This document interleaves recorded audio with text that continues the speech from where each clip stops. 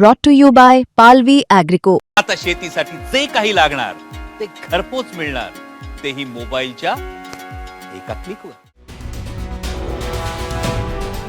महाराष्ट्रात जिल्हा परिषद निवडणुकांसाठी मतदान पार पडलं, पण यातही अनेक गोंधळ समोर आले.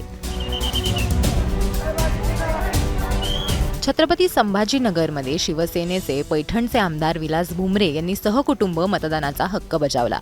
पण यावेळी मतदान करताना त्यांनी 2 लहान मुलांना त्यांच्या सोबत नेल्यामुळे आणखीनच वाद पेटला.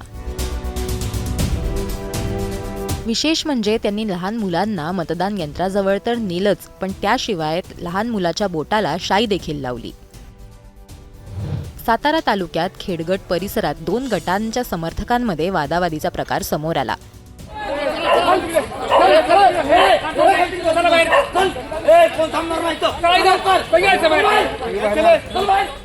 परिस्थिती नियंत्रणात आणण्यासाठी पोलीस बंदोबस्त वाढवण्यात आला आणि मतदान प्रक्रिया शांततेत सुरू राहावी यासाठीही प्रयत्न करण्यात आला. दक्षिण सोलापूर तालुक्यात जिल्हा परिषद आणि पंचायत समिती निवडणुकीदरम्यान कुंभारी इथल्या जिल्हा परिषद शाळेत एक धक्कादायक प्रकार समोर आला. श्रीशैल कटारे यांच्या नावानं आधीच कोणीतरी येऊन मतदान करून गेलं, त्यामुळे मतदारांचा संताप झाला. श्रीशैल महादेव कटारे, मी राहणार झोपडपट्टी. माझा मतदार कुंभारी मतदार संघामध्ये आहे. 58 बूथ नंबर आहे. मी मतदान करायला गेलो होतो. माझा अगोदर कोण तर मतदान केलं. मी अधिकाऱ्याला विचारलो, माझा आधार कार्ड तुम्ही कसं का मतदान केलं तुम्ही दुसऱ्याला. म्हणल्यानंतर त्यांनी काय म्हणलं, नाही इथं त्याचं नाव आहे, त्यांनी सही केला. मी अंगठा बाजूर आहे, सहीचं माझं नाही. मग कसं करायचं म्हणल्यानंतर आता तुम्हाला देत नाही म्हणलं त्याने. आता आम्हाला मतदाराचा हक्क पाहिजे. धाराशिव जिल्ह्यातील भूम तालुक्यातील पाथरूड जिल्हा परिषद गटात मतदारांना पैसे वाटपावरून मोठा राडा झाला. भाजप आणि राष्ट्रवादी काँग्रेसच्या उमेदवारांमध्ये थेट आरोप प्रत्यारोप सुरू झाले. याचे काही व्हिडिओ देखील समोर आलेत.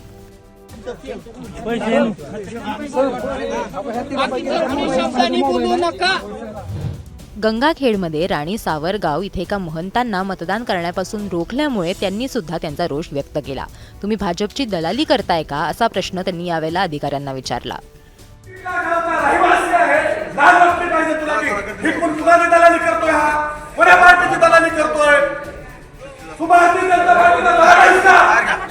भारतीय जनता पार्टीचा तू दलाल आहेस. आम्ही हिंदू धर्मामध्ये जन्माला आलो, हे आमचा गुन्हा झाला का काय माहित नाही. मतदान कार्ड होतं, आधार कार्ड होतं आणि इथे राणी सावरगाव मध्ये माझा कमीत कमी 14 ते 15 एकरामध्ये इथं आश्रम आहे आणि इथला मी मंत आहे. तरी सुद्धा मला त्या अधिकाऱ्यानं जाणीवपूर्वक प्रताडित केलं आणि मला तिथं अपमानित केलं.